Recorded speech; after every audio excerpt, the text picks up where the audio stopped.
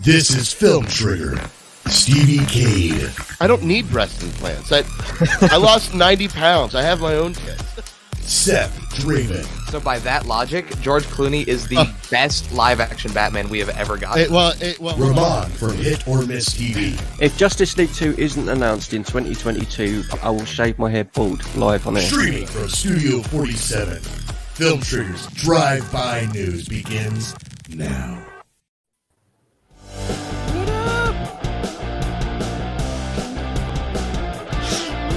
What? I don't.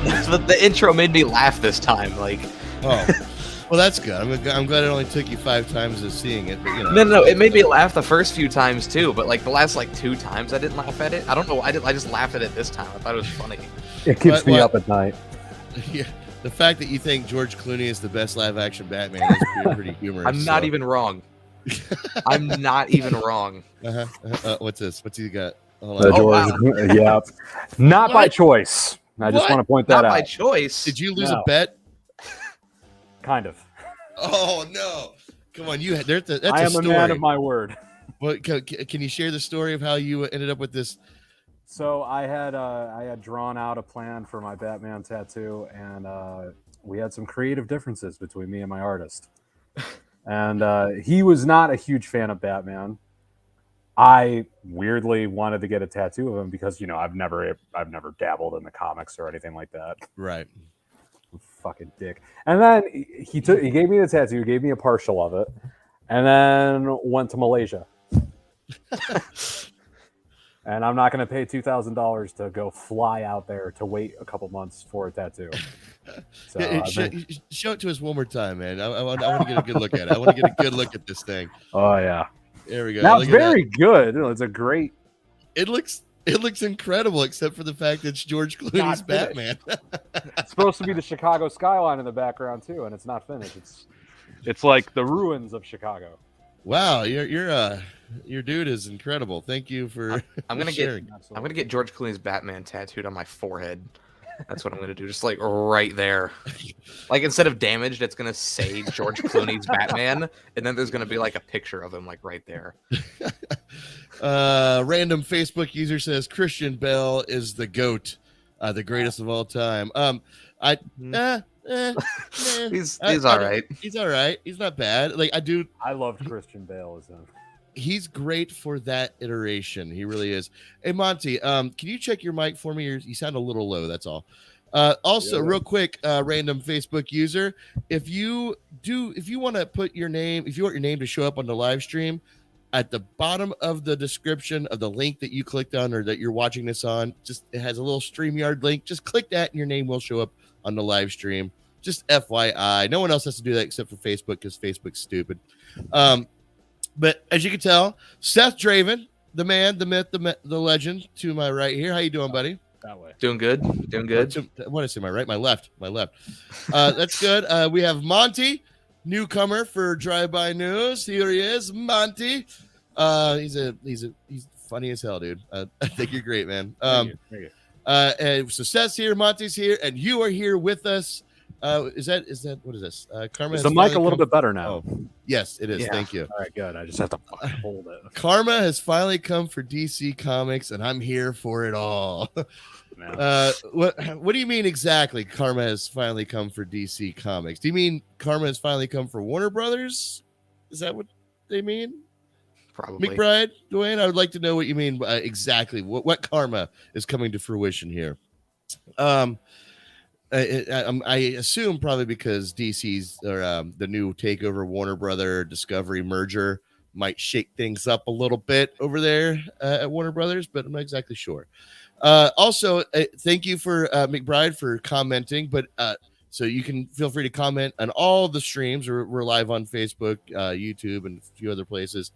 But if you are driving or listen to us in podcast style, you can actually also give us a call live at 740-527-3447.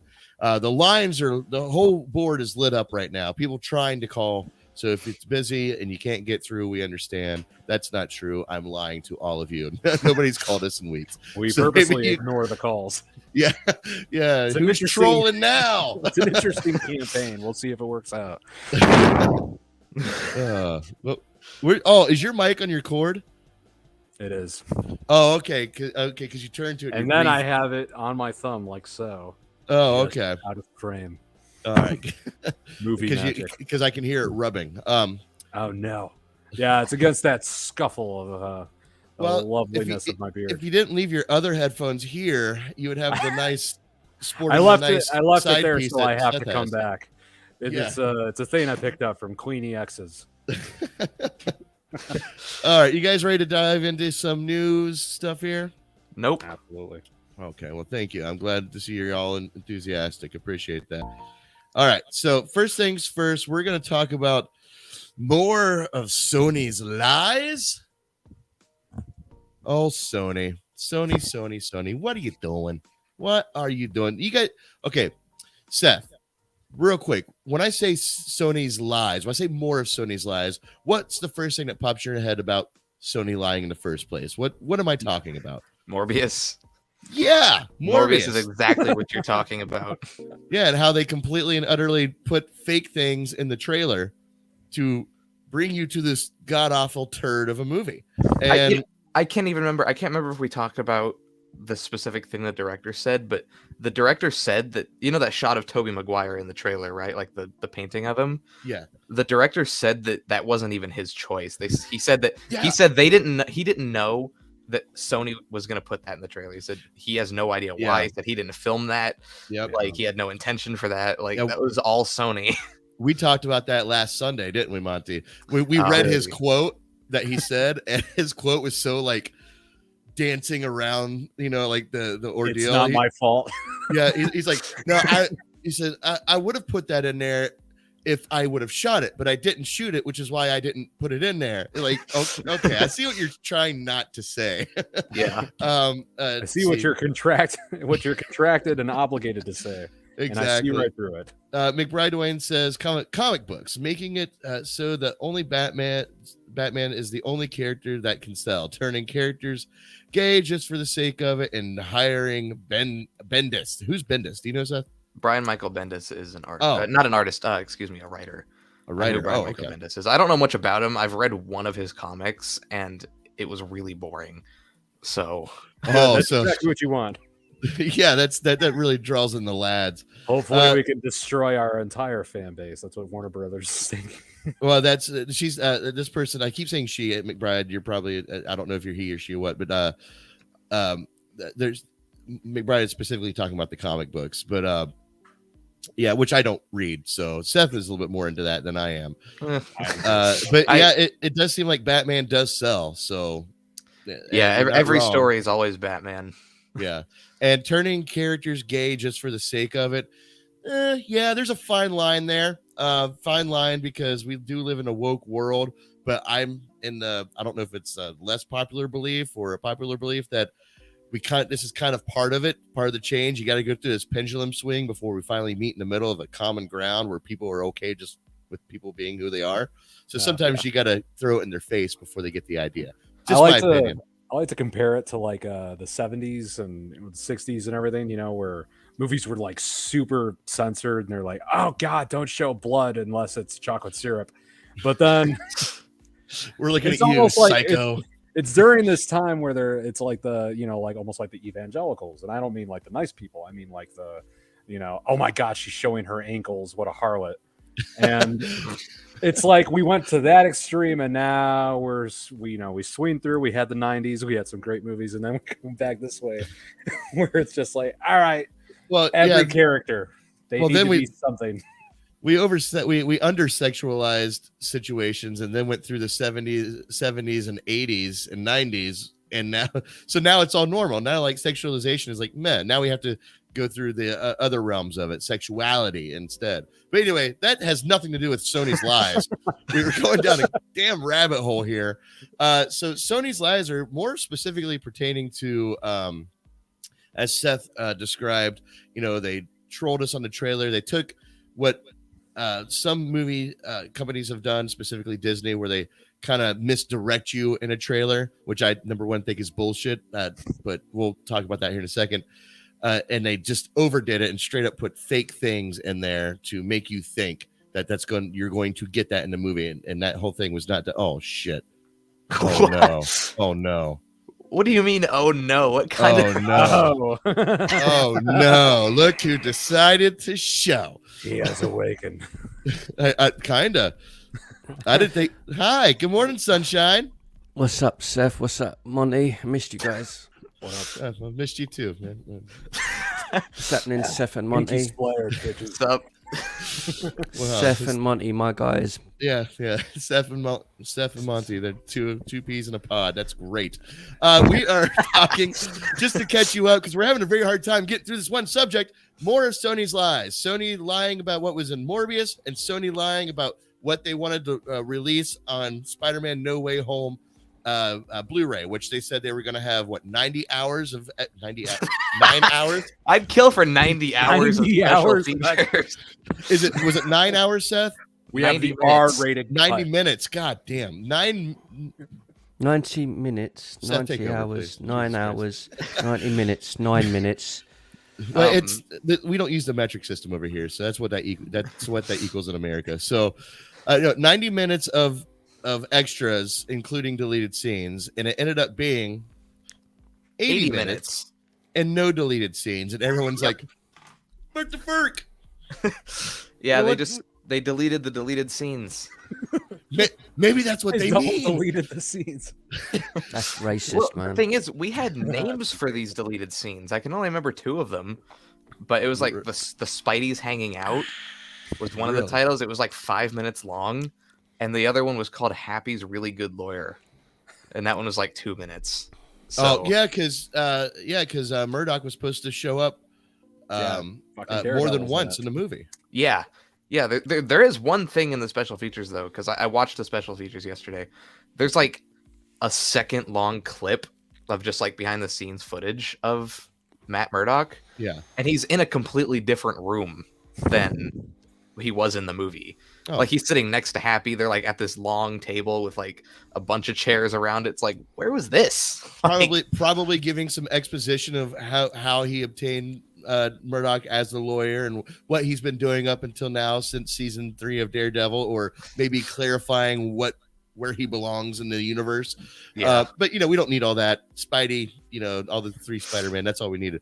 Monty, Maybe what are they'll your do- thoughts? What are your thoughts on Sony showing a pattern of lying to their audience and the people that pay for their content? What do you think about this? Well, unfortunately, until people stop paying to get spanked by Sony, they're going to keep doing it. And Really? that's really just what it's come to with most movie companies. They're going to keep shoving shit into your face and expecting you to be grateful. As long as you pay that $15 a movie ticket or Right. $20 to stream it, they're going to keep doing it. So, it's- Can't wait for Morbius 2. Yeah, Morbius too. It's probably going to happen. It made Well, enough money, Did it make enough money? Well, No, hopefully not. no. I'm Its just gonna look- first weekend, it did pretty okay. Its second weekend, it dropped 75%. I'm gonna look up what it's made so far. Hold on. Which, by the way, the only movie that's ever dropped worse than that in its second weekend is that that Shaq movie. I can't remember the name of the Shaq movie. Still, thank you, Steel. Shaq movie. Classic, Still. bro. Okay, Still. I thought you were talking about the other one, Shazam. No, the one.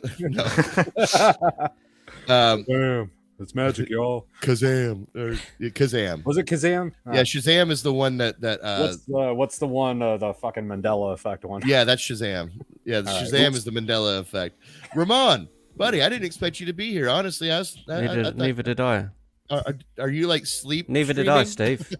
Are you sleep streaming, sir? Yeah, Steve, I weren't gonna Yeah, I didn't think so either, man. Oh, Steve. well, good. Thank you for How was your day? It was great, man. Was it good? Yeah, I was it watching good. lots of adult content last night, man. My nuts are killing. Oh wow, that's awesome, man. What do you think about Sony's lies? maybe discussing, other things. Sony besides- with films. Oh, right. Yeah. I think they're a bunch of dickheads. Yeah, probably. No, genuinely, I mean, I didn't really like Morbius. I've said it on here before. It was an okay film, not great. It wasn't as bad as some of the stuff. I thought Carnage was a worse movie, but they're not really something worth writing home about. So in essence, I'm really glad that I woke up to come and do this. Thank you, I'm man. worried. I'm sorry. I didn't mean to cut you off. Oh no, go ahead, Monty. So, are you guys familiar with Ghost of Tsushima? Of course. I am. Yeah. Okay. So, beautiful game.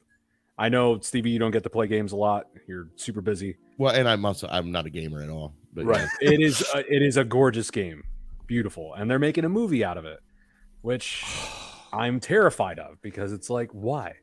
Anytime Sony has tried to convert one of their awesome video game titles into a movie, we get a subpar pass for, and you can get better things from fan-made movies with lots of love.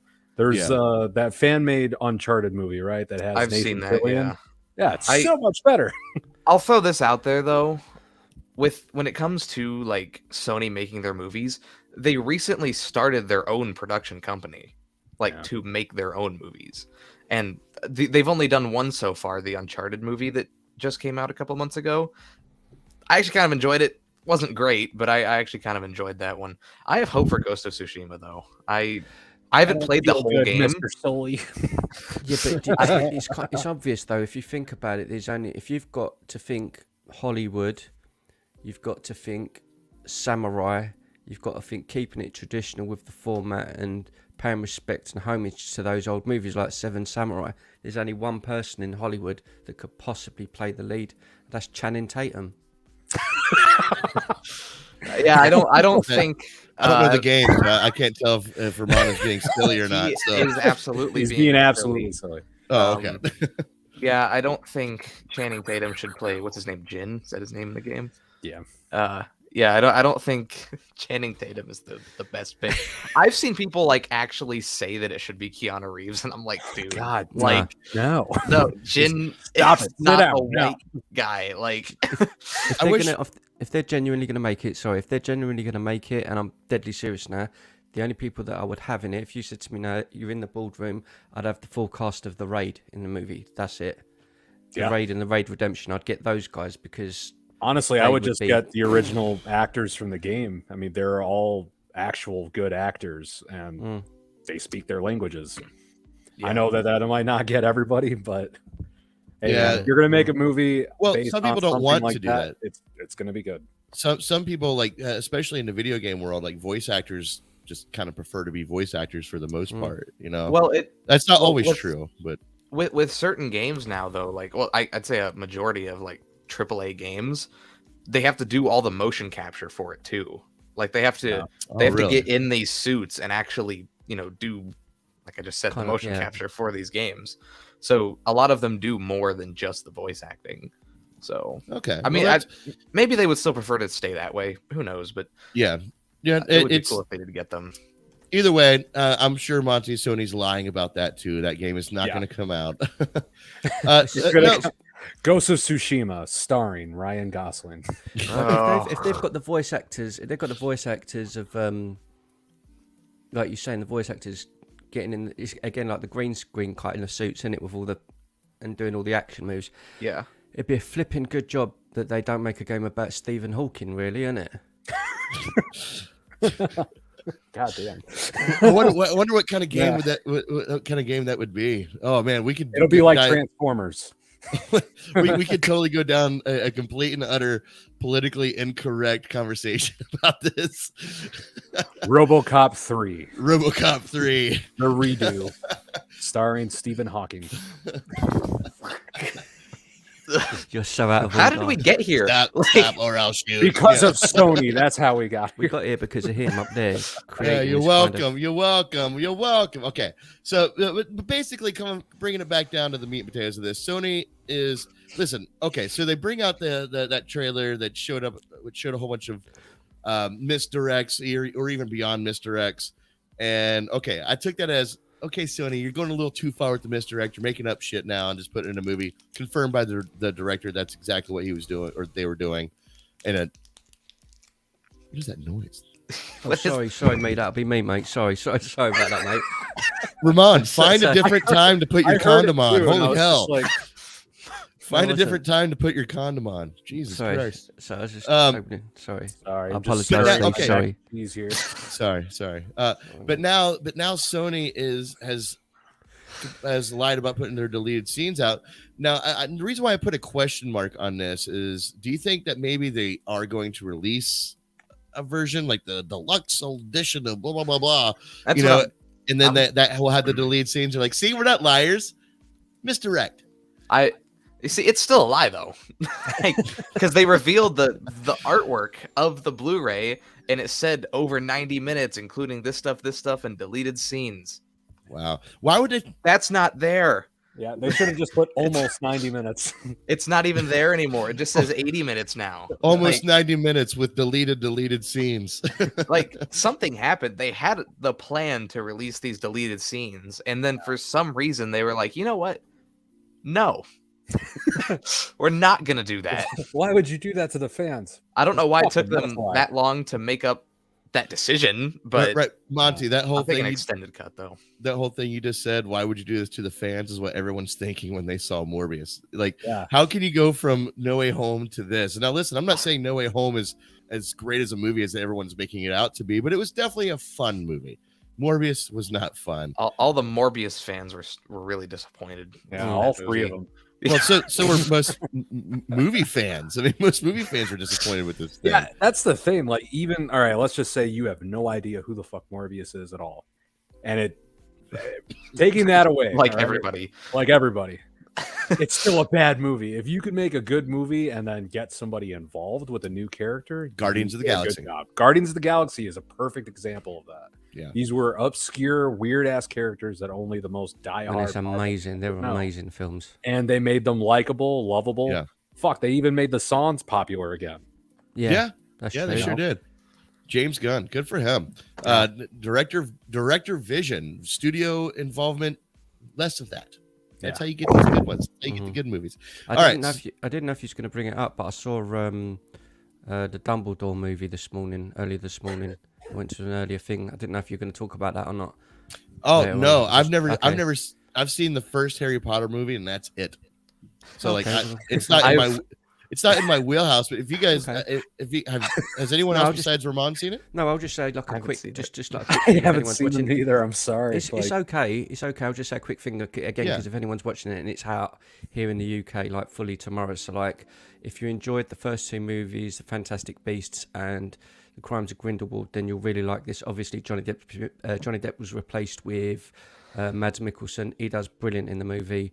Again, kind of like I feel with The Hobbit, this is like the sequel to the brilliant Harry Potter, which I love. Harry Potter I thought was great, but these kind of feel like The Hobbit with Lord of the Rings. It's just, it's okay, but again, if you like the books, if you like Harry Potter, and you follow the others, go and watch it. I'd say it's probably like a 6, 7 out of 10.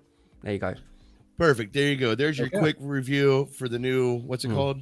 Fantastic Beasts, The Secrets of Dumbledore. I thought you were going to say the Fantastic Four. Fantastic Four, The Secrets of Dumbledore. The Fantastic Four Beasts. Yeah, that. All right. Moving along here. Sony, you're liars. We're onto your game. And now I'm like scared of the potential of an Andrew Garfield movie being Amazing Spider-Man 3 being made. Same. Yeah, unfortunately. Because I feel like that's what all these anti-hero movies that they're coming out with, I think they're trying to tie all those into Andrew Garfield's world. Because, well, I'm not going to dive down that. Okay. So have you guys seen the Multiverse of Madness trailer? The little 30-second spot?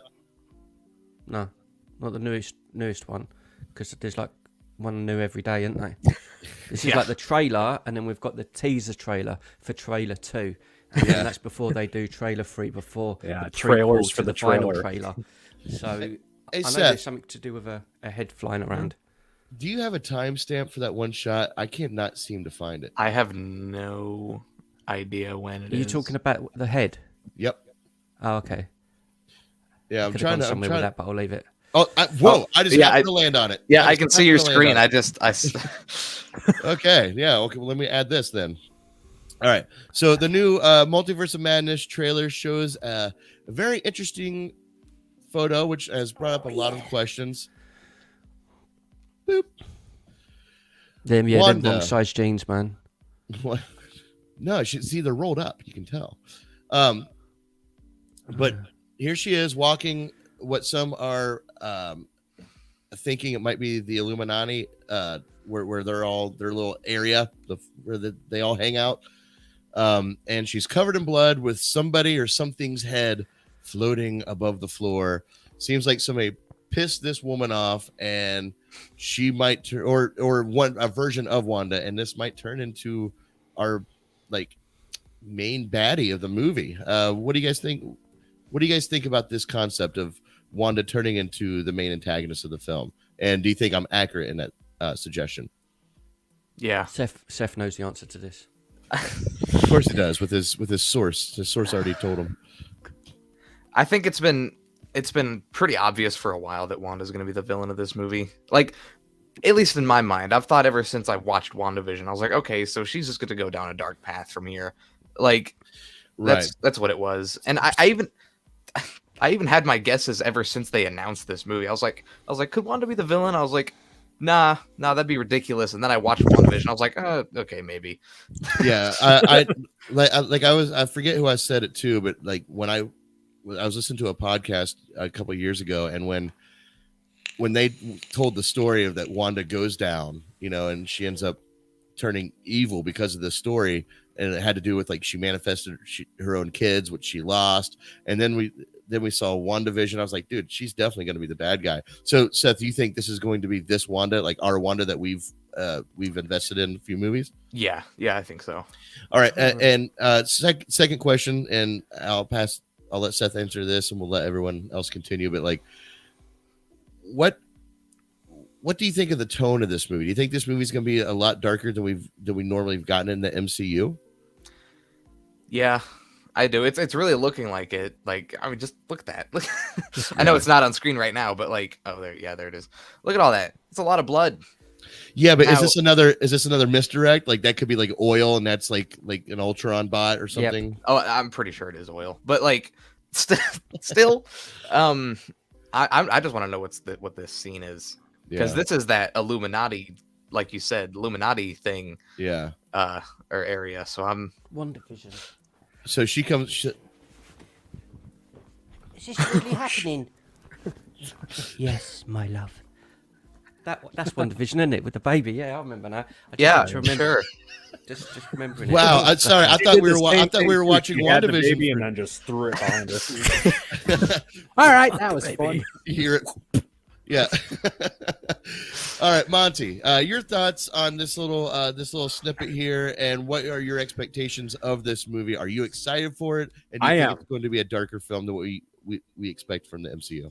I hope it's darker, but lately, we were going to talk about it last week, but we all just kind of forgot about it. Did we? I don't know if you guys have noticed, if you go on Disney Plus, a lot of their older shows that have been released that have a little bit of violence in them and stuff like that, they've been going through their old shit and editing out the more violent parts. Yes. And with that being said, it kind of worries me a little bit about the prospect of a darker MCU movie when they're already trying to clean up old shit that everyone loved. Not even old shit that's not even that old. And shit that just came out last year. A couple months. When you're saying edited, what stuff's been edited? You mean? Okay, so Winter Soldier, right? Yeah, Falcon and the Winter Soldier. There is a part where Winter Soldier throws a fucking rebar or whatever, and is supposed to impale somebody against a goddamn shipping container. Mm-hmm. Well, now he just kind of knocks him against the shipping container. It doesn't impale. It's been restored. Did they restore it? Yeah, they did. Because the same thing. Bastards, don't try that. The same thing happened last year, but with HBO Max, they accidentally put like the TV cut of Birds of Prey on the streaming service instead of the R-rated version of the movie. So is that what it is? It's a TV cut? They claim that it was an accident. My guess of what they're trying to do here is that they're making edited versions, because they have like a parental system now where you can like choose that. My guess is that they're making edited versions to go on like the TV PG section of Disney Plus, like if that's where the parental thing is. I hope so. Didn't I say that? Didn't I say that like 4 weeks ago. But you said it about Daredevil. No. What I said, I did. I said what they could Steven do. said it. I said what they could do is they could easily. I thought you just. I thought you were just like, shut the fuck up. I'm gonna stick it up for you, man. No. Remember, what I was saying about Daredevil specifically, Seth, was like that since they are doing this parental control situation, that they could actually re-edit things to make a PG-13 version of something, so you can click, okay, I want to watch the original version, the darker version, with late night with my husband or my wife, or watch the PG-13 version with the family, and maybe this is part of the test. Maybe the TV version could be that version, the more subdued version. Yeah, that's what I think they're doing, and I think that's fine as long as they keep the original version like available. Yeah, as long as they're not there's erasing the that option, entirely. they give you the choice as the viewer. That's cool. I think that makes sense for shows like Falcon and Winter Soldier, but when it comes to the Netflix shows, specifically Daredevil and Punisher, I think it would be literally impossible to make PG-13 cuts of that show. Yeah, they did it with Deadpool. They Yeah, did. but They released PG-13 Deadpool. Yeah, but Punisher season no one 2, liked it. Yeah, it did so well. Yeah, but the end of Punisher That movie is season like 2, impossible to find. Hold on, Ramon, what were you saying? the end of Punisher season 2, if you edited that, the last episode would be about 5 minutes long. It wouldn't be it's brutal. The last episode is brutal, so I don't know. It'd be like, welcome to the show, credits. Like, but if they're doing that with a lot of, We just Disney punished our audience with nothing. yeah, but if they're doing that with a lot of Disney stuff and making that the kid version friendly, called PG, I can understand that, especially like Deadpool. And I'm not going to watch that. Like us, we won't watch those versions because we want to see like the R-rated or what. version. Yeah, we want to see the flipping. He But might then show up. Can they? Yeah, do maybe that? there will be a Daredevil verse. We'll get to see the Ben Affleck. Yeah, but can they do that then the Sorry, other way? I can't even fucking say it. I'm sorry. Can they do that other way around? Because I want to see an unrated version of Bambi where the mum gets her head blown off. Yeah, I want to see where the hunter comes up and like Yeah, Bambi's mom is still alive a little bit, so you got to like break her neck. No, And then he looks at no, Bambi's eyes but- while he does it. but we have artists, I'm sure, Oh, that him. watch the channel that would be more than willing to illustrate this for us Disgusting. and come onto the show. Real quick before we get to Ramon's opinion about this, McBride tunes in and says, "I'm just glad I was able to get a refund after I walked out on the movie. I feel bad for Jared Leto though. Getting replaced as Joker at DC and making a meh Marvel movie. I don't know if he was replaced as Joker. I mean, they haven't really continued that story yet. But I mean, Joker's been replaced 5 times since Heath Ledger. So It'll definitely be hard to go back to I write sins, not tragedies, Joker, and instead of the one that we got from Joaquin Phoenix.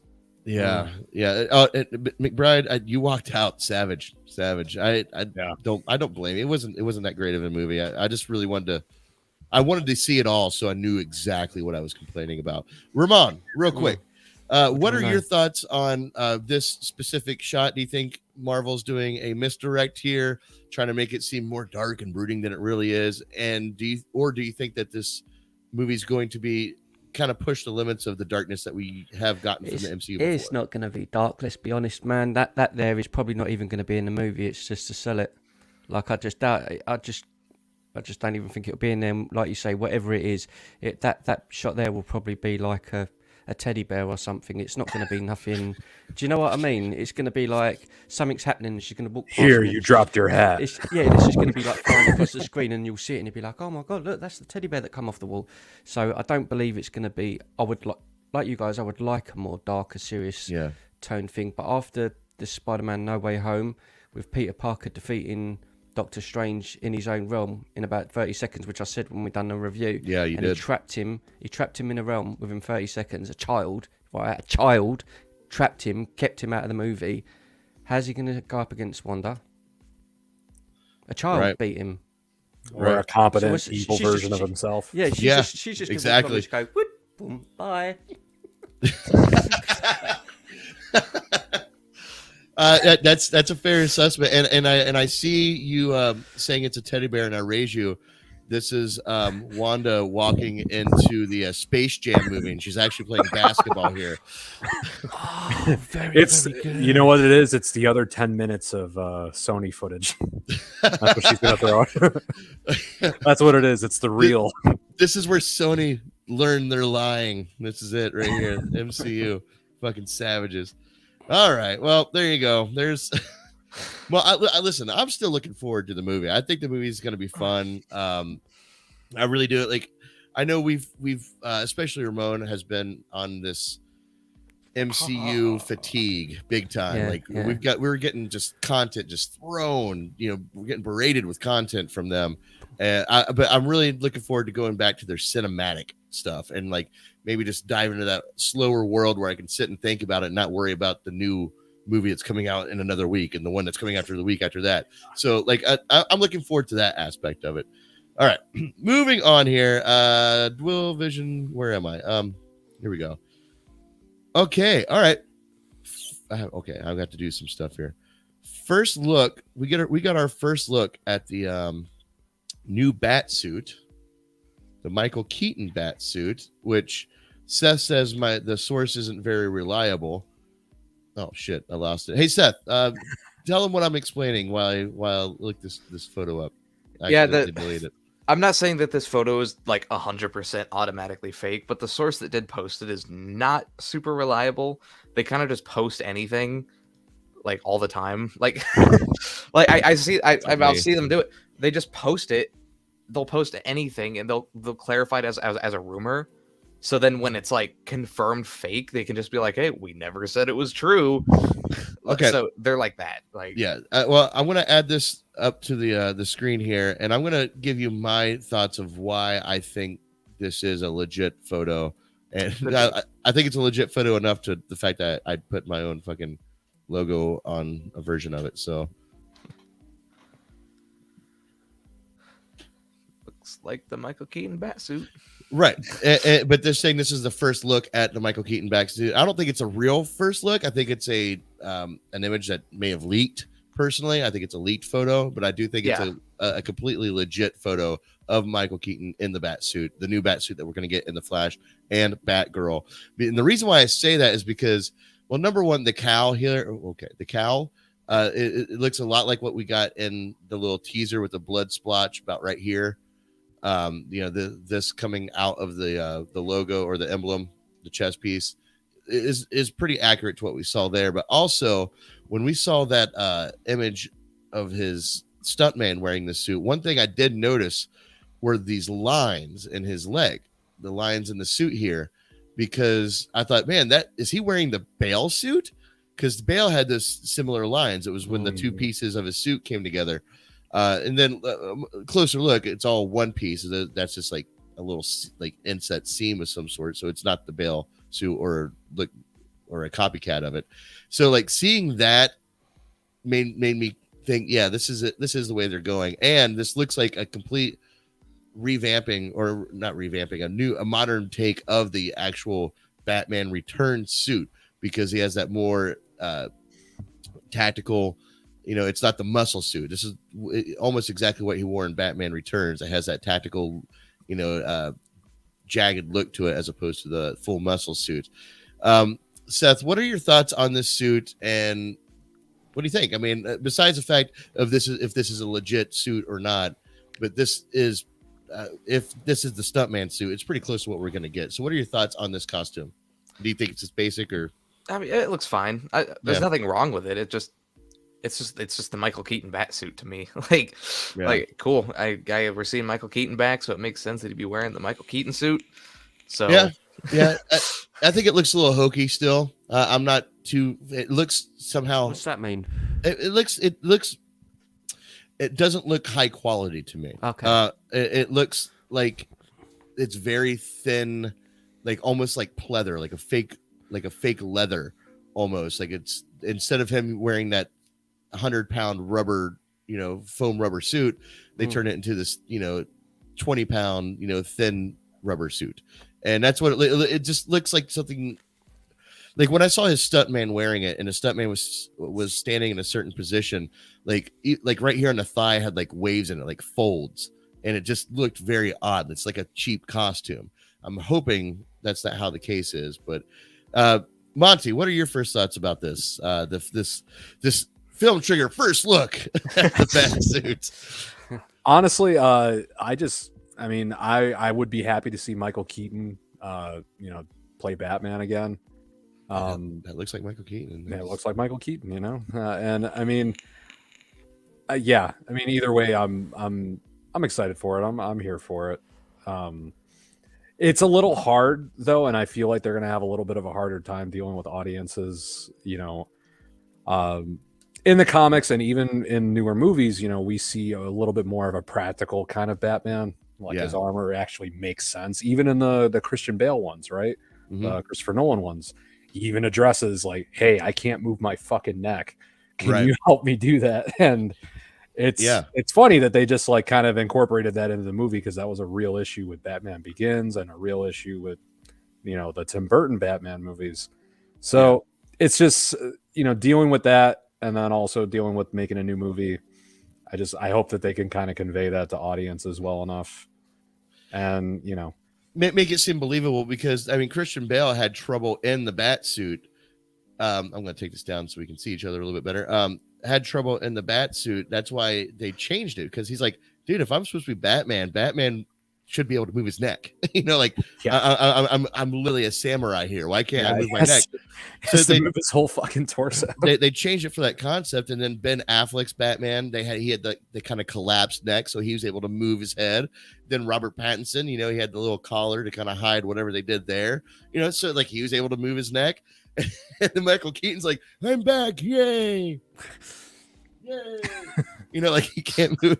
It's actually there for support for my fucking neck because it hurts. Yeah. It's a neck brace. It's not It's not for protection. It's the Craftmatic adjustable Batsuit. But with that being said, this still could be a collapsible neck. I'm looking at it closer, and it has this very prominent, throat line here.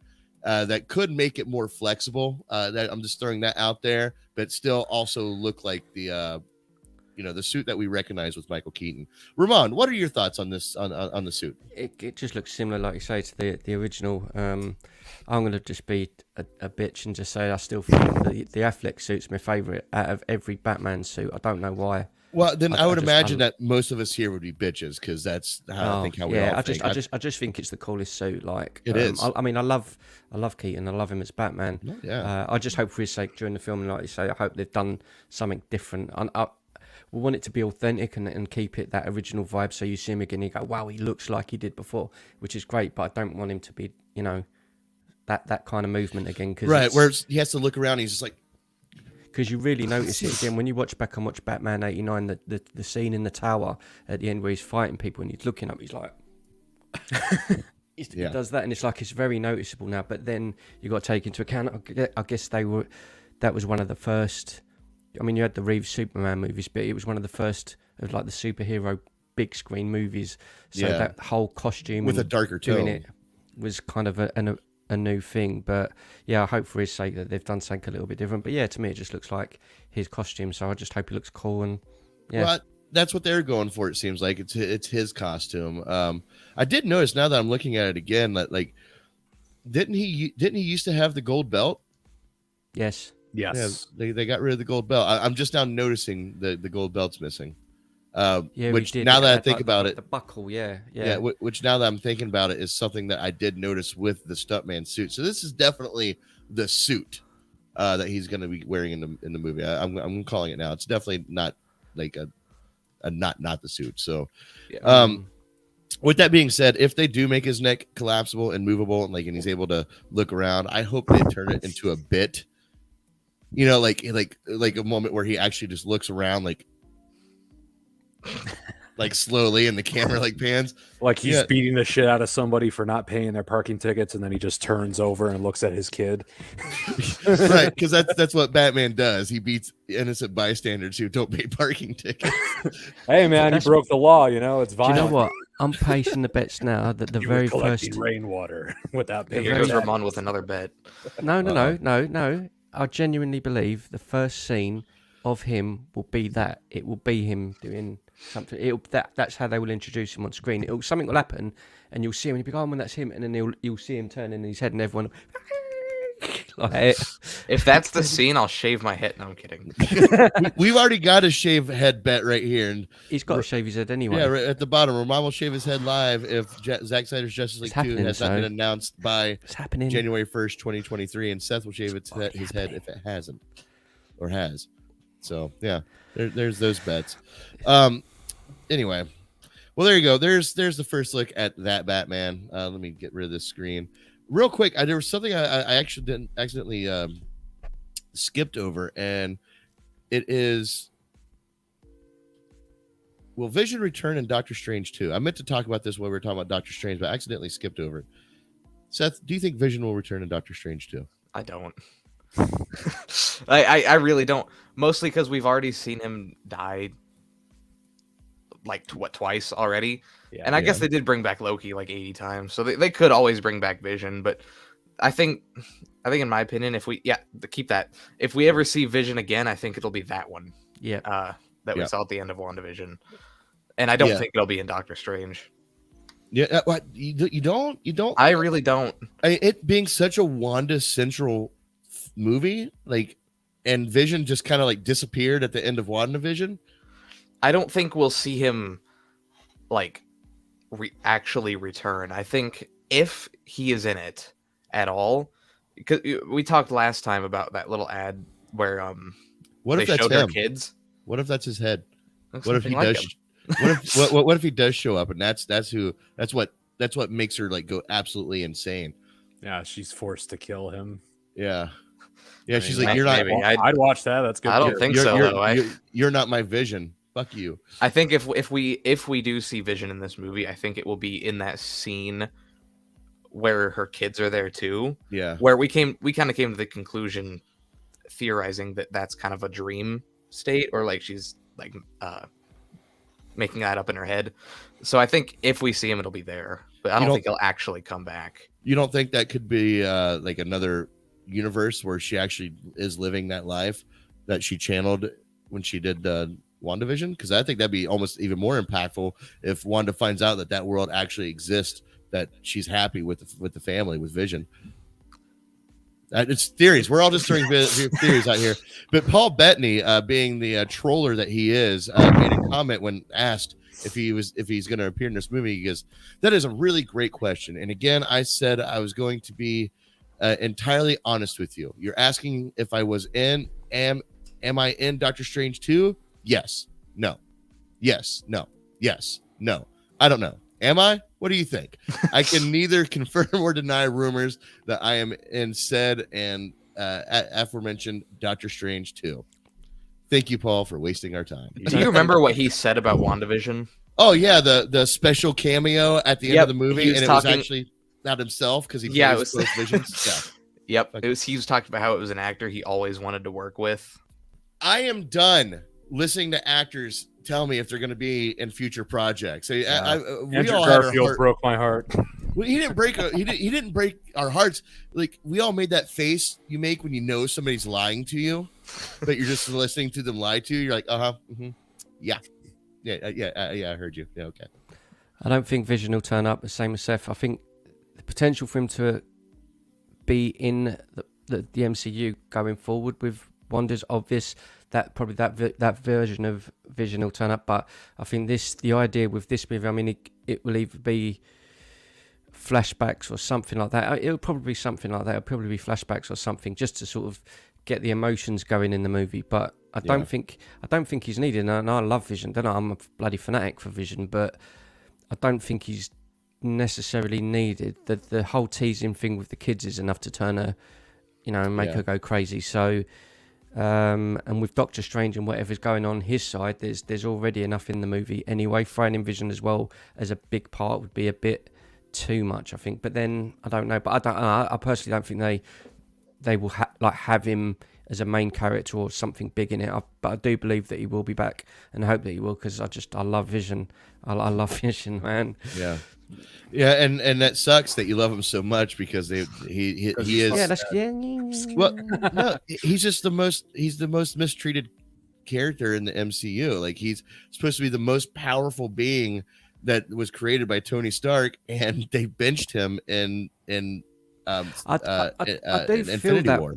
I do feel that way with him, but at the same time, I know a lot of people are not mad fans of Vision, but I got what I wanted out of the character for the most part. Like what you say, he wasn't as strong as he should have been, but for the most part, I had as a fan of the character, I just loved him, man. I loved him in WandaVision. I just thought he was the nuts, but I think if he does come back as this white version or whatever, I think they need to maybe go down that tougher route with him and less I suppose less human, more robotic, or so. I want him to be that darker version of him, but we'll see. But I don't think, like Seth said, I don't think he'll be a mainstay in the movie. I think he might just turn up as a a memory, or just to twiddle, get people going. But that's about it. What do you think, Monty? Do you have any opinion on, or even any care if Vision shows up in Doctor Strange 2? I think it's going to be, all right, my theory, at least, or what I imagine, because it would be kind of fucked up when we get to watch a character fall, is evil Doctor Strange is going to present Wanda a choice. It's like, hey, you can have whatever you want, and I can make it happen. Here he is. Here's everything that you've ever wanted. And it's a trap. It's never what it seems, That's a good point. I like that. That's what I think that's what we're seeing, is her rejecting the offer, basically, because it's not her vision. It's not her kids or anything like that. But having to kill that, having to destroy that, takes a lot out of you. And maybe that's why we'll see her kind of fall, just going through too much shit. Yeah, I mean that's definitely it. Like, man, this movie has so many questions. So many things could happen in this film. Anybody could show up. Everyone's speculating Deadpool will show up. Which Fantastic Four member is going to show up? It's obviously Blade. Yeah. Well, I mean, Blade's already shown up. He showed up in the Eternals, but he showed up. Yeah, shit. That's right. He showed up in the post-credit scene, voice only, but he was there. But what I said earlier, and I kept saying when we was watching Spider-Man about the thing with him being trapped by Peter Parker, even talking about this movie, I'm excited about it. I know I'm kind of dirting on it a little bit, but I'm excited for the movie. But I'm genuinely saying I don't feel that he has any chance against her as a character. I don't. Yeah. From what he's demonstrated in the movies, I don't see a way that there's just a path at the end of Doctor Strange where he's going to go, she's gone bad, he did something to defeat her, because he hasn't demonstrated anything where I could go, wow, like this guy's, don't mess with him. Well, Doctor Strange 1, he did. He did flex in Doctor Strange, in the first Doctor Strange movie. But and he did kind of was the beacon of hope for Endgame. What he said, there's one chance. He was the beacon of hope, predicting that moment, or foreseeing which event could pan out for them. But yeah, he hasn't had too much time to show us what he can really do. Maybe this movie will do that. Maybe this movie will present that. That's what I'm hoping for too. Yeah, and we can just kind of look at in the No Way Home as a trope. Okay, well, they had to bench Doctor Strange somehow. So, math. Oh, this is geometric, whatever. I know geometry. So there you go. I want him to start fighting her to go, I know math too. Right. I'm a fucking doctor, you dumbass. Don't worry. I'm a doctor. Damn it, Peter, I'm a doctor. Yeah. Damn it, Peter, I'm a doctor. The way I've seen people kind of not a sorcerer. Sorry. Kind of talk about is how Doctor Strange would beat Wanda in a fight is Wanda is more powerful, but Strange is more strategic. He kind of knows what he's doing. He knows certain things. He doesn't just go around just powerful, just doing whatever. He knows what he's doing. He's thinking about what he's doing. Yeah, Wanda doesn't really do that. She's kind of just throwing things around. She's kind of just throwing bombs into buildings and blowing them up. In Civil War. That was an accident. My bad. An accident. But she's so beautiful, man. She is. She's my favorite. And sitting here thinking about it, and I don't want to spend too much time on it because we've got one more topic that could open up a bigger discussion. But I do have one thing. Now that I'm thinking about it more about Doctor Strange and what he's contributed, it's more of Doctor Strange knows, and Tony Stark called him out for it. what do you do besides make balloon animals? You know, like he's there for smoke and mirrors. You know, that's part of his illusion. And I will give credit. Peter Parker is supposed to be, you know, your everyman, but like really highly intelligent kid. And he kind of got him like, oh, I see your illusion, but I see your way around the illusion because I'm not going to be distracted by smoke and mirrors. So I can kind of forgive him being, you know, trumped, you know, by a kid in No Way Home. I can kind of forgive that just for, you know, so the story can move forward. And, you know, and Peter Parker, you know, he's a smart dude, whatever. But I do have faith that Doctor Strange 2 is going to maybe not only give validity to what Doctor Strange can do for our entire reality, but maybe insert him as a possible leader for the Avengers moving forward, you know, when we start rebuilding that Avengers team. So that's just my thoughts on it as we were sitting here talking. And it's kind of put those pieces together in my own head. All right. Last thing I want to discuss here. We all knew it was coming. We kind of discussed on it on Sunday when we talked about, or Tuesday with Ramon, when we talked about Warner Brothers and Discovery have finally merged. That their merger happened on Monday, and it has come out now that Warner Brothers Discovery exploring overhaul of DC Entertainment. Now, when I say that, what does that mean to you, Seth? Go. What does it mean to me? I mean, that's the question. Yeah. When you hear Warner Brothers Discovery to overhaul DCU or looking to overhaul the DCEU or DC or Entertainment, does that mean reboot to you? Does that mean we're just going to sever this and start all over? We're going to bring back the Spider-Verse or the Snyderverse. So is this like an article? Is this due, or do you mean just in general that something's been said? Sorry. Yeah, this is the article brought up. Right, sorry, right, okay. This is Variety. Yeah, this is Variety that brought this out. Yeah, absolutely. In the article, it like I have this thing here that like gives bullet points on certain things that the article mentions. You want me to list that real quick? Yeah, or if you want to send it to me and I can bring it up, whatever. I could just read it right here. I have it. Okay, It's not long. Go for it. They want a Kevin Feige like leader, which I think makes sense. I think they do need that. I think people are getting the wrong idea, though, because people are like, oh, we need Zack Snyder to do it. We need someone in the comic division to do that. That's not what we need. That's what Jeff Johns did. Yeah, exactly. We need movie producers to do it. Like Kevin Feige is a movie producer. He's not a movie director that did this. He's a movie producer. So they want a Kevin Feige type leader. DC lacks coherent creative and brand strategy, so they're aware that they're just kind of all over the place. So that, I mean, yeah, they are all over the place. They want to revitalize characters like Superman. They think Superman's been kind of left in the dust. They think Superman has been mistreated. They want to bring Superman back to the spotlight.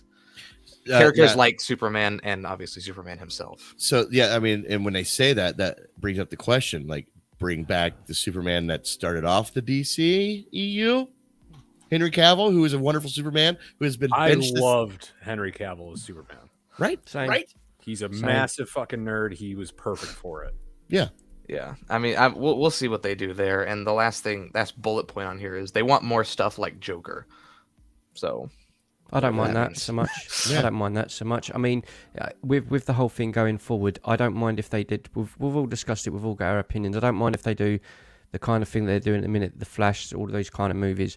Then if Snyder did something and having an alternate thing, if it was HBO Max, I don't care if they did that. And then even if they did the Batman and single movies like Joker and that are related to nothing, I don't really care. Like, but they need to have some sort of structure. If you go the DC universe, like the Flash movies and all the Batman movies, that's that over there, cool. Then we're gonna have like the single ones that have got nothing to do with anything, which is like the Batman, Joker, or Riddler. They could just be individual. And then if HBO Max did something else, if they just finished off the Snyder thing, if they choose to do that, then I'd be happy with that. But with them saying that about Superman, to me, that's just a plain indication that they want to bring the character back, but it's obvious that Cavill's the right person. Well, we all think it. He's obviously the right person for it. I don't think there's really many fans out there, even if they didn't like Snyder's stuff. I don't think many fans were like, oh, I don't like him as Superman. I don't think that was ever the problem for people, but Warner just have treated him like they did with so many. They treated him bad, and I think he deserves another movie, 100%, 100%. He does, but at the same time, we're kind of trapped right now with what Warner Brothers has been working up until this moment. With the Flash movie that has been delayed again. Just by the way, just so everyone can have some perspective, the Flash movie was announced 9 years ago, with Ezra Miller being the Flash. Just want everyone to know that. Ezra Miller got arrested too, and I think that's another big reason why it's being postponed again. But that doesn't even make sense. You know what? He was Right? brilliant in that film I just see, that Fantastic Beast, because he plays quite a big character in it. He plays Cadence and Cadence Dumbledore, and he's amazing in it, man. Because he's a wonderful actor. He just needs help. Well, we've discussed that. We've discussed that before. Yeah, but he was so good in it, man. I don't doubt that for a second. I love him as the Flash. I love his take on the Flash. Replacing him as the Flash is something that, if he gets replaced as the Flash, then you know what? Yeah, please. Discovery, just reboot the entire DCEU, because I don't know how much more I can fit into my brain of what's continuity, what's not continuity, what is in the DCEU, what's standalone. Like, I think that's what their biggest problem is right now. They have so many different forms of their same characters out. They have on the CW, right? They have the Flash, and then they have fucking Batwoman. Yeah, they have the Titans. They have Superman. I love Titans. It's all these other fucking shows that are all in the same, universe, but not really connected to each other, and it's in the same multiverse. Yeah, it's hard. It's hard to fucking follow. Let's just say, as a regular moviegoer or a regular viewer, it's hard to follow. But even as like a fucking comic book fan, it's hard to keep track of all these different damn characters. Yeah, and I think what they so I read that article too, and they were talking about like even trying to involve a little bit more of their gaming divisions and stuff like that. So I know you haven't played them, but the Arkham series, right? I have played the Arkham series. Okay, the Arkham series were, I think, one of the best examples of Batman storytelling. Yes.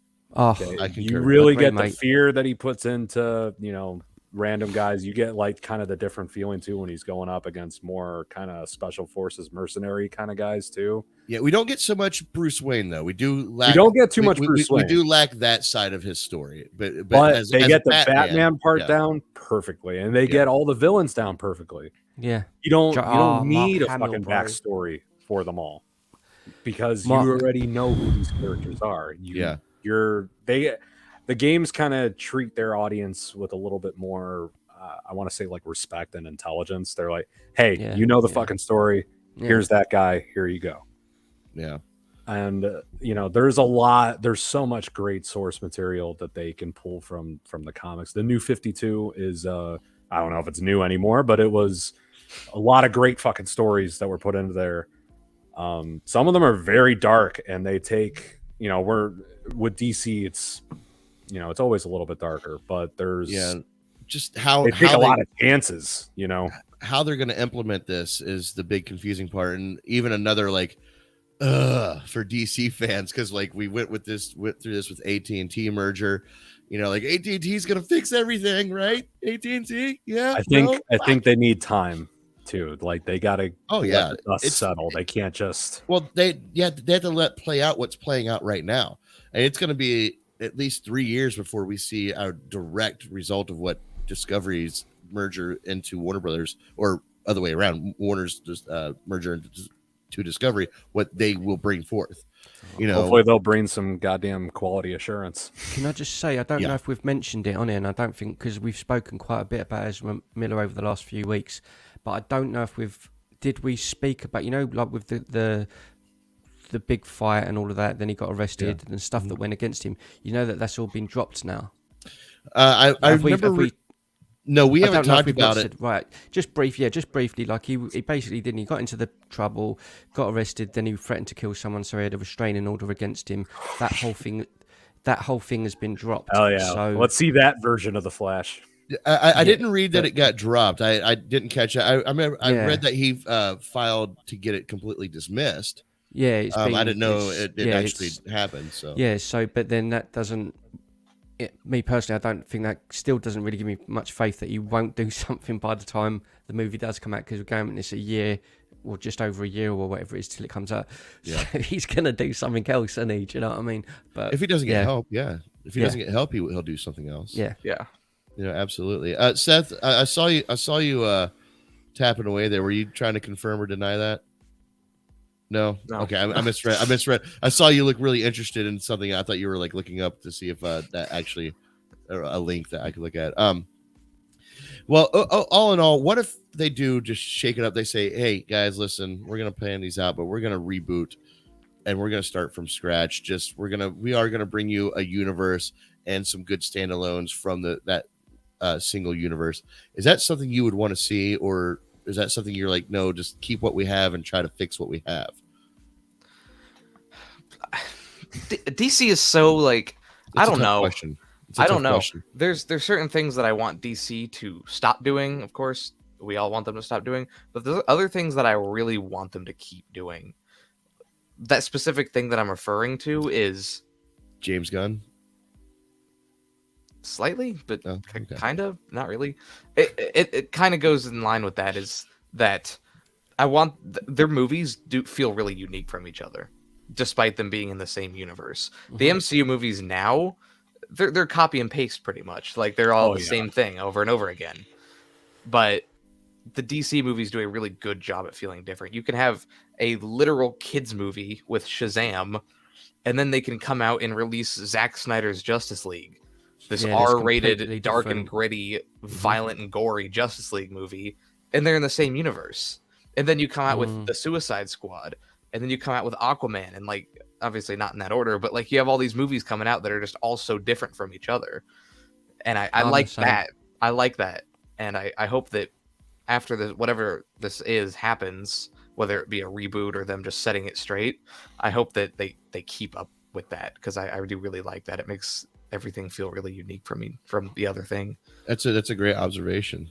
Great observation. Monty, what's your thoughts? Do you want them to fix what we have, or reboot and start over, or you don't care, just make it all linear, like just like make it clear, make one common goal, I think that we've seen what talented directors can do when they're left alone and when they're allowed to actually work with the characters that they really want to.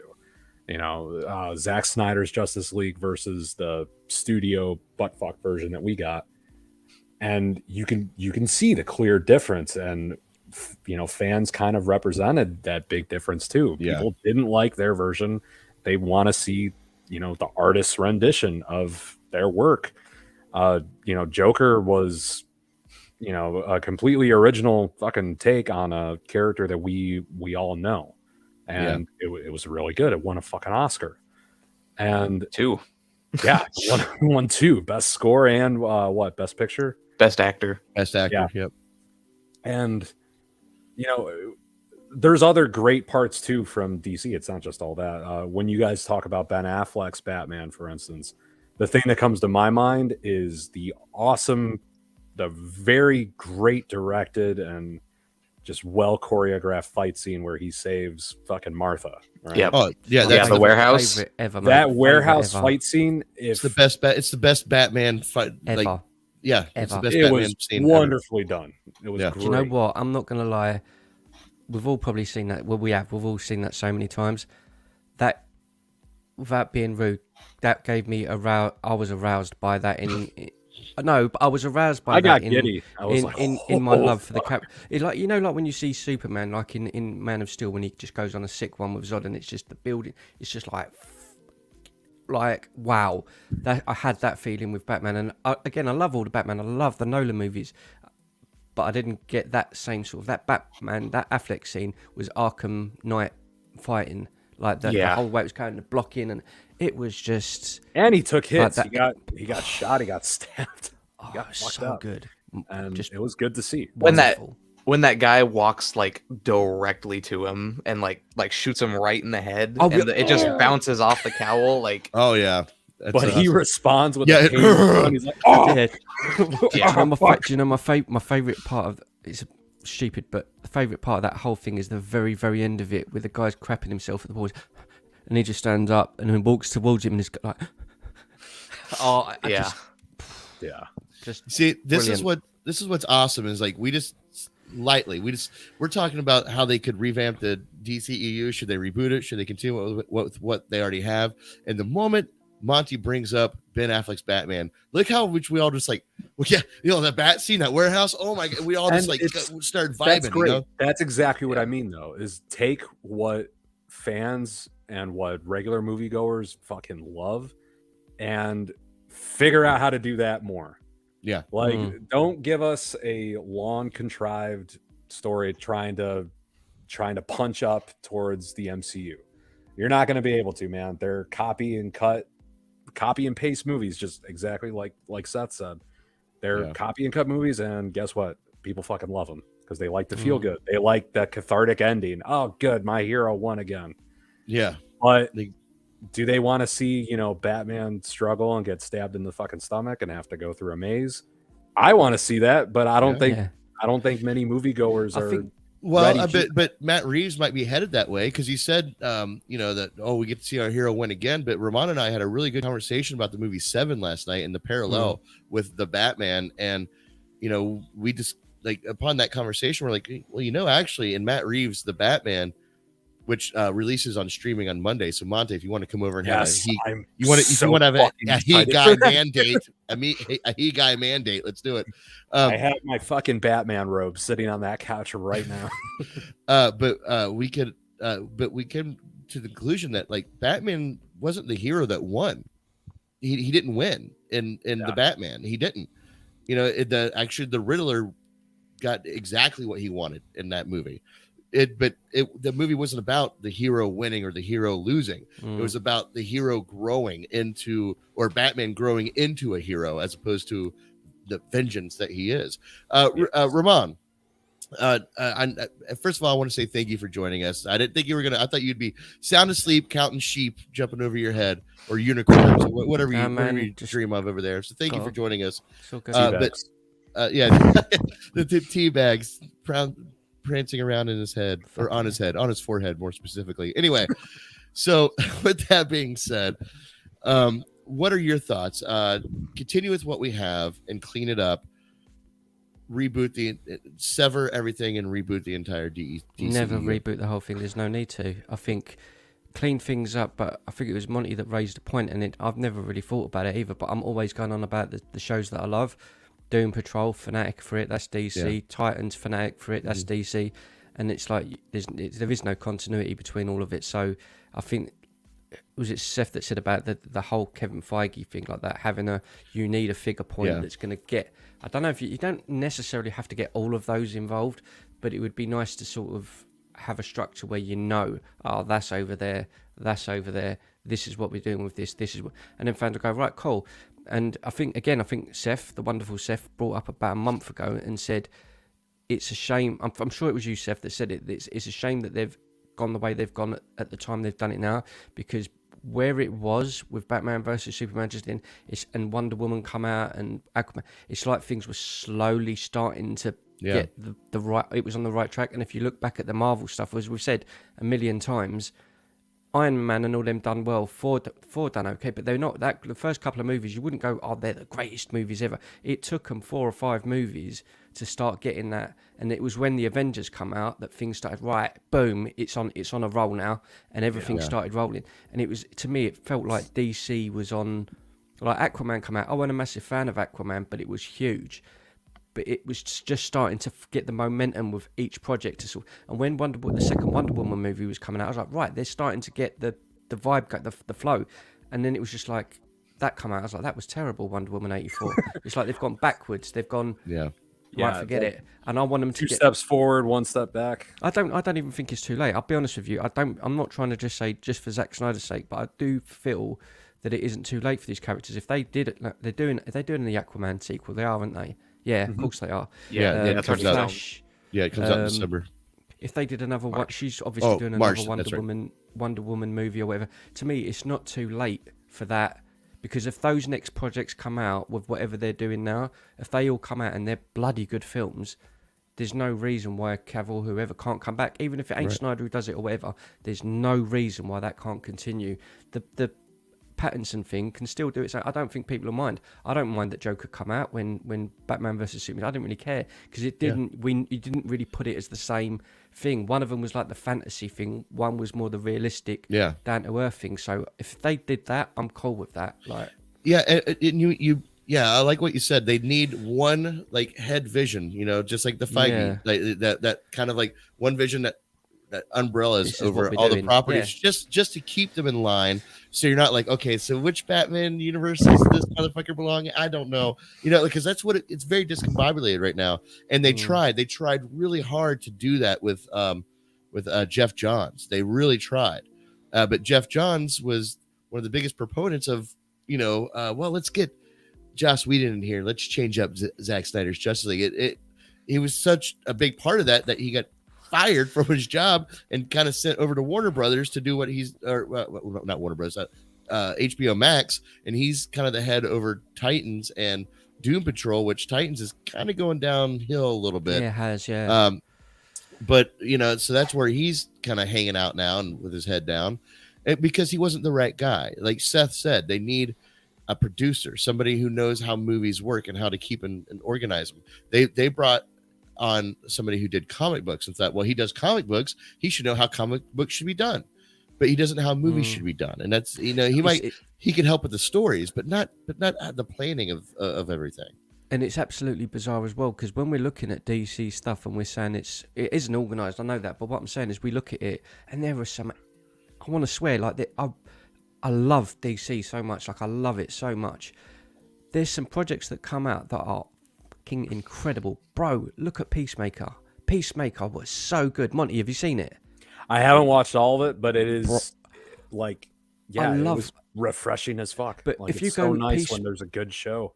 Yeah, like if you go Peacemaker and Suicide Squad, that's the whole thing about the identity thing. If you go there, and then you go Suicide Squad, they're part of the same thing, but they're nothing, which is a good thing and a bad thing. But again, it's that same thing. Where does that all fit? Are they in the same?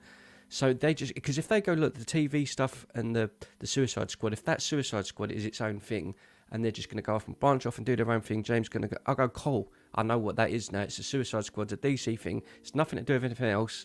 They'll do TV shows and movies. I'll go, cool, I'll support it. If they, that it goes back to that same thing. You just want to know where it all stands. I just want to know what I'm watching, man. Yeah. Well, and you made another good point, Ramon, also, when you were talking about the comparison to the MCU. Now, first of all, I will say that first Iron Man rocked. It was great. It was like solid. It was the Man of Steel beginning. It was like those two movies to me are just as good. Personally, I like Man of Steel. It's still a bit better, but they're both good. By a long way. But then they made a couple movies, and it took them a little bit to get ramped up into what we know as the MCU to be now. But like now that the MCU is where it's at, now you can go back and watch those movies knowing the MCU and be like, man, these movies are better because now I know the rest of the story that it's gonna play off to. You have to see the movies where they throw back callbacks to these other to the older movies, and you're like, man, now I want to watch Iron Man 3 for some reason, now it's good, even though it sucked, even though the movie's a shit bomb, but now that it's referenced in this movie, I kind of like it now, and I think people are kind of having that with Zack Snyder stuff. I think they're going back man, remember when the DCEU wasn't such a shit show? Man, look at that, like they had a really good thing they were trying to do here. I still, when you said about Iron Man, and I do like Iron Man, and I like a lot of the MCU. I know I'm crapping on it, but I do. There is a lot of that MCU work that I consider to be is cinematic history. Like, I'm not even just joking around. I believe that that's the same way Star Wars originally done it. It was like this thing that took over the world.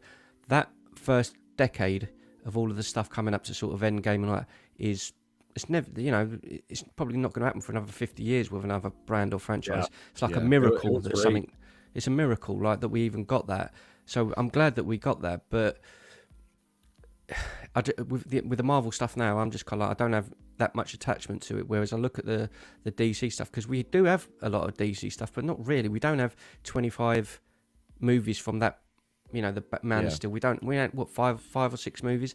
We don't really have a lot to sort of hold on to. So it don't need to be rebooted. It just needs to be put whatever direction. It just needs to go right. This is where we're going. Let's keep going that way. No matter what happens, that's where we're going. Right. Do not come off the track. That's exactly. It. I think that's a great way to end this session. Normally we talk about Moon Knight, but I'm gonna be honest with you, I still haven't watched it. I like Moon Knight. I really do. I defend it. Seth, have you watched it yet? I haven't even watched episode 2 yet. Come on, man, get your head together. That's how good it is. We're just talking about how you haven't watched it yet. I haven't watched the third. That's different. That's different. I'm your father. Oh, by the way, another quick one. I also watched X and done a reaction to that, and I think you'll love it, Stevie.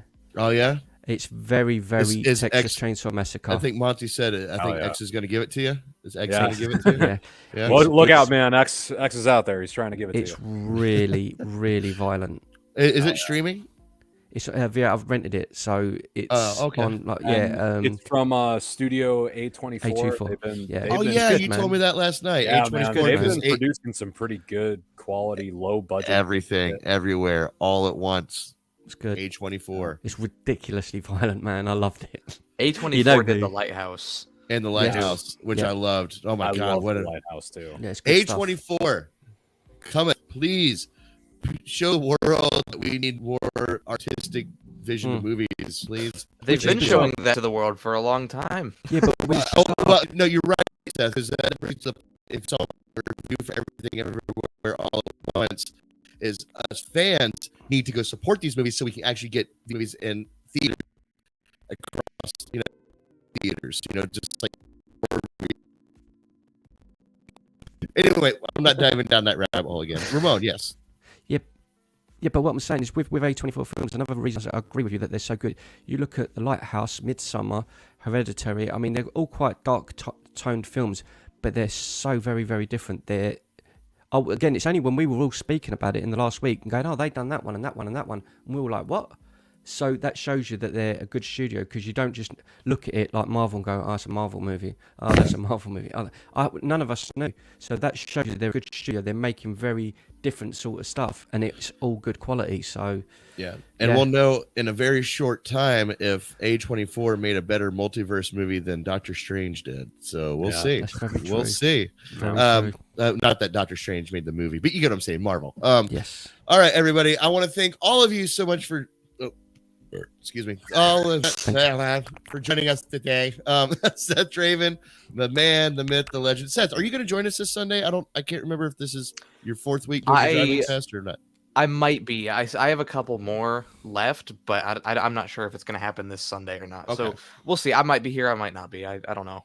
the mystery behind Seth Draven. All right. Depends on if I want to or not. No, I'm kidding. Yeah, I kind of get that vibe because you're a teenager. Hey, Monty, thank you so much for joining us, my friend. Thanks for having me. Nice meeting you, Seth. Nice to meet you.